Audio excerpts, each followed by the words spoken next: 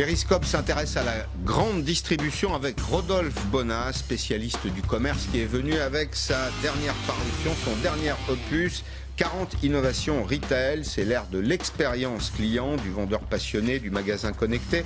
Je le parcours, cher Rodolphe, et qu'est-ce que je vois en page 12 ? Mon sujet de la première partie de ce périscope, quand le senior n'est pas en reste. Vous parlez notamment de ce qui se fait au Japon avec Aeon.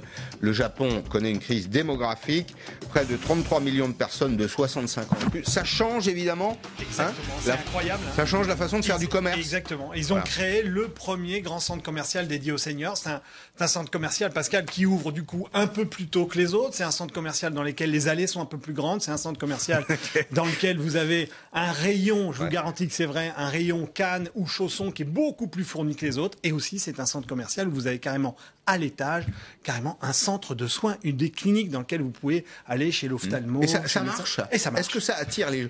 Oui. Ma question, c'était de me dire, est-ce que finalement les seniors n'ont pas envie de se mêler au reste de la population? Si, ils ont envie de se mêler, mais à un moment, si vous voulez trouver un environnement qui leur correspond à 100%, eh ben, ça permet de faire un commerce différent. Je vais vous prendre un autre exemple, parce qu'on était sur le sujet des seniors juste avant, Pascal, mais en Angleterre, sachez que Tesco, dans le nord de l'Angleterre, a testé pour la première fois ce qu'ils appellent des slow lanes. Et c'est très clair, c'est-à-dire c'est une ligne d'encaissement où ici, le client peut prendre son temps, mais c'est surtout la caissière qui va prendre son temps. C'est-à-dire qu'elle va vous poser des questions pour savoir comment vont vos enfants, vos petits-enfants. C'est la slow lane. Et ici, ça va prendre du temps. Pas de stress, vous pouvez attendre tranquillement. Alors, quelques éléments chiffrés, si vous voulez, dans le paysage. On va parler de la situation en France. Casino qui publiait ses résultats aujourd'hui. Alors, croissance du chiffre d'affaires, c'est plus 5%. Et puis, des projets d'ouverture, c'est ce que j'ai retenu. Vous voyez, j'ai lu rapidement le communiqué de presse et j'ai retenu objectif ouverture de 300 magasins premium et proximité d'ici à 2021. On va en dire un mot, mais je vais au bout de ma présentation. Auchan, quand même, connaît quelques difficultés avec ses hypermarchés. Et puis, il y a un anniversaire, cette année, 50 ans, les Mousquetaires. Alors, vous allez voir une image. C'est une image qui nous ramène il y a très longtemps. Voilà, c'est Jean-Pierre Leroc. On a l'impression des tontons flingueurs, un peu. Ex-Leclerc, ex-Centre Leclerc. La vraie distribution, c'est 1969. Il y a scission du mouvement.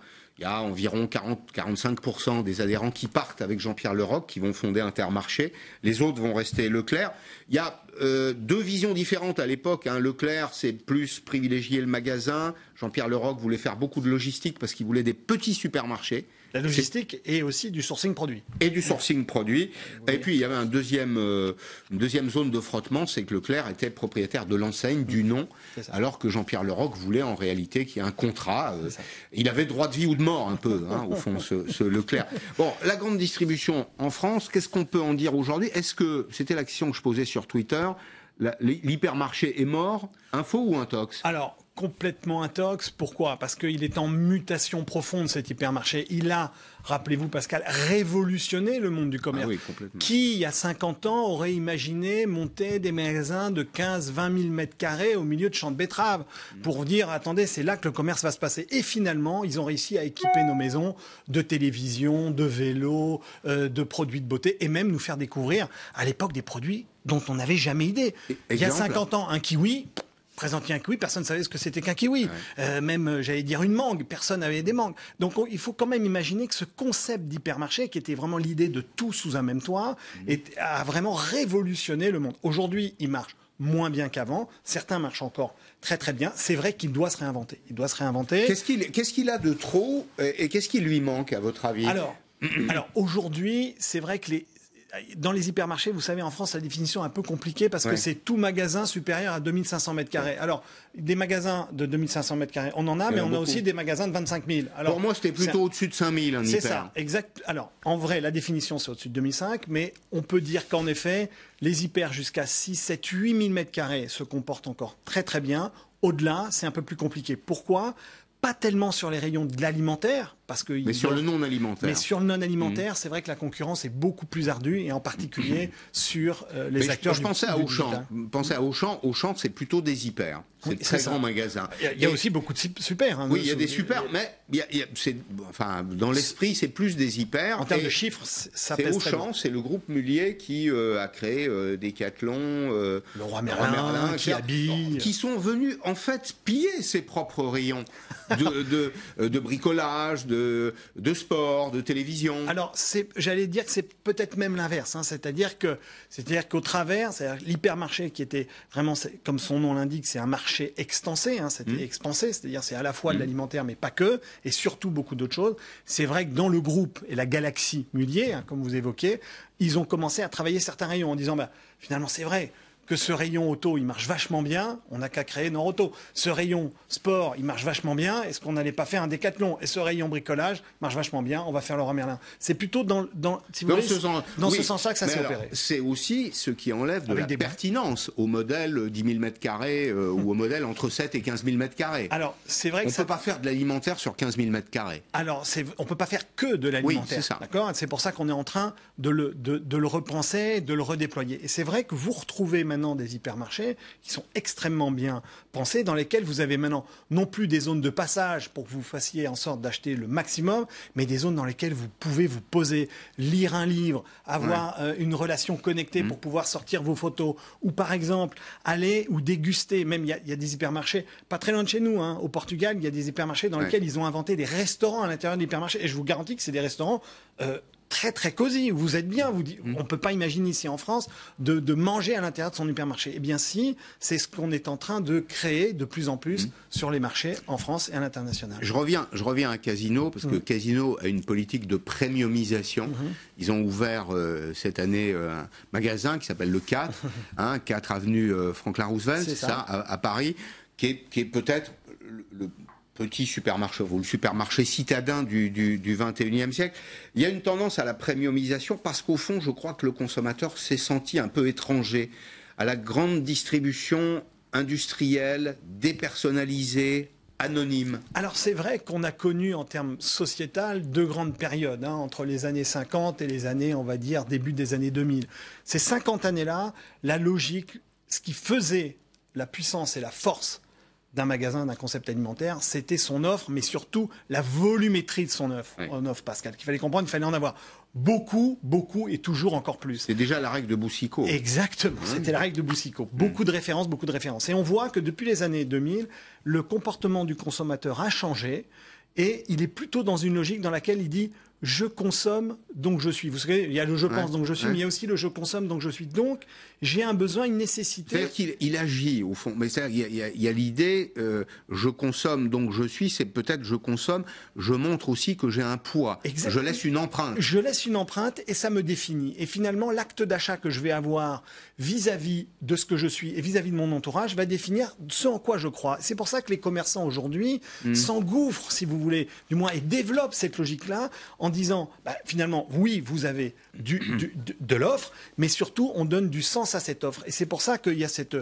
entre guillemets, cette forme de premiumisation. Pourquoi ? Parce qu'on a besoin de dire, ici, c'est un magasin qui est dans une pensée autour du bio. C'est un magasin qui est autour de l'équitable. C'est un magasin qui pense au local. Pourquoi ? Parce que les consommateurs, ils vont acheter aussi autour de valeurs. Du sens. Exactement. Bon. C'est ce que dit Baudrillard, le sociologue. Il dit on consomme un champ de signification autour des produits. C'est la formule qu'il utilise que je trouve parfaitement juste. Exactement. Alors il ne faut pas oublier non plus que le premier critère de fréquentation d'un magasin alimentaire après la proximité reste le prix. Alors, donc on ne pourra pas en faire non plus. Vous ne pensiez pas si bien dire. On va s'arrêter juste une seconde pour regarder ce reportage de Maud Gatineau. C'est sur les MDD. Les marques de distributeurs, si vous voulez, les marques de l'enseigne, c'est un peu l'arme secrète de la grande distribution. C'est aussi sur ce terrain que se fait la guerre des prix, surtout depuis la nouvelle loi sur l'alimentation, qui est une loi toute récente. Écoutez ce qu'en dit Maud Gatineau. Un paquet de pâtes 20 centimes moins cher et des crèmes dessert bradées elles aussi. Dans ce magasin, depuis quelques jours, les prix ont baissé sur 5000 produits de la marque distributeur. Que s'est-il passé? Avec la loi alimentation, cette enseigne de la grande distribution a dû augmenter ses marges sur 800 produits de grandes marques. Alors elle compense en baissant les prix sur les produits de ses propres marques. L'objectif, c'est que le consommateur ne sente pas toutes ces hausses qui sont imposées par la loi. Concrètement, voilà comment elle se débrouille pour faire baisser les prix. Sur cette bouteille, on avait 0 de marge. C'est-à-dire qu'on vendait ce produit sans rien gagner. Désormais, avec la loi alimentation, on va gagner 10 centimes. Donc qu'est-ce qu'on fait de ces 10 centimes? On en donne une partie aux industriels pour mieux rémunérer les agriculteurs et l'autre partie, on l'investit pour baisser les produits de nos marques. Ces ristournes soudaines, jusqu'à 25% dans certains cas, vont sûrement ravir les consommateurs. Mais elles provoquent aussi quelques inquiétudes côté fournisseurs. Cette usine, située à Reims, fabrique des préparations culinaires déshydratées pour plusieurs enseignes de la grande distribution. Elle s'interroge sur l'impact de ces baisses de prix en magasin. Ça peut avoir une conséquence intéressante en termes de volume pour les fabricants de marques de distributeurs, mais ça peut aussi avoir une conséquence un petit peu moins facile pour les fabricants de marques de distributeurs, c'est qu'on nous demande de baisser nos prix. Aujourd'hui, quelques 10 000 PME fabriquent les produits des marques distributeurs. Elles attendent impatiemment l'heure des négociations avec les enseignes. Bon, vous avez raison, hein, Rodolphe Bonas, le prix, ça reste effectivement un déterminant important de la consommation. Mais le reportage de Maud Gatineau, il est intéressant parce qu'il montre qu'il y a quand même l'amont. Il y a les industriels, les transformateurs, il y a les paysans.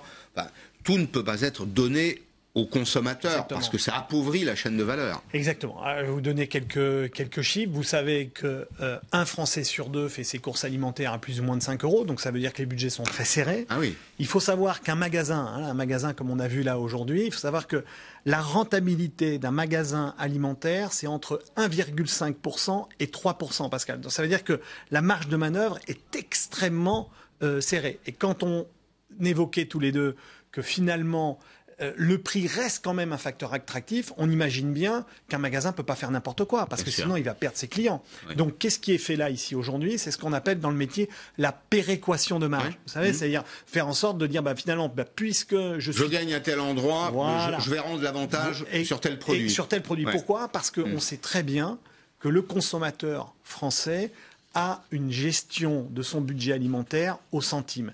Vous savez qu'on a interrogé... C'est étonnant ce que vous dites là, parce que... Je vais vous donner un dernier élément qui est marrant. Vous savez qu'on a regardé combien un consommateur en moyenne connaît de prix quand il arrive dans un magasin. Eh bien, vous savez qu'il connaît 12 prix.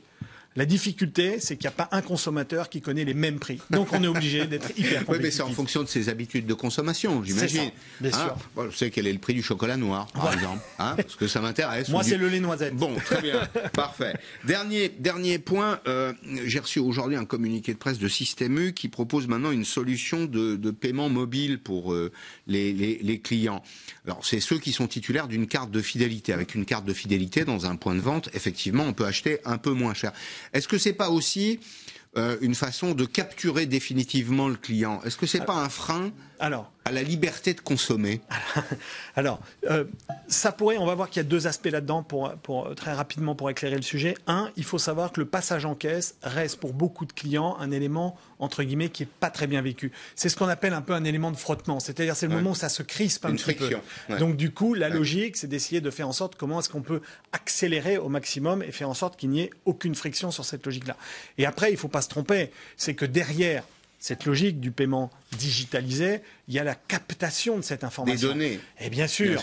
Vous vous doutez bien que demain matin, et c'est demandé par 55% des consommateurs, que l'on renvoie non pas moins de promotions, mais des promotions me ciblées. Qui les intéressent. Exactement. Ouais. C'est-à-dire que si j'habite dans un appartement, avoir une promotion sur une tondeuse, je ne suis pas vraiment intéressé. Ouais. En revanche, qu'on puisse m'offrir des plantes en pot qui vont mettre sur mon balcon, ça va m'intéresser. Et c'est ça, tout l'enjeu du commerce de demain. Bien. Merci beaucoup, Rodolphe Bonas. Philippe. Oui, Pascal. Philippe, vous êtes chocolat noir ou chocolat au lait? Je vous ai noisette.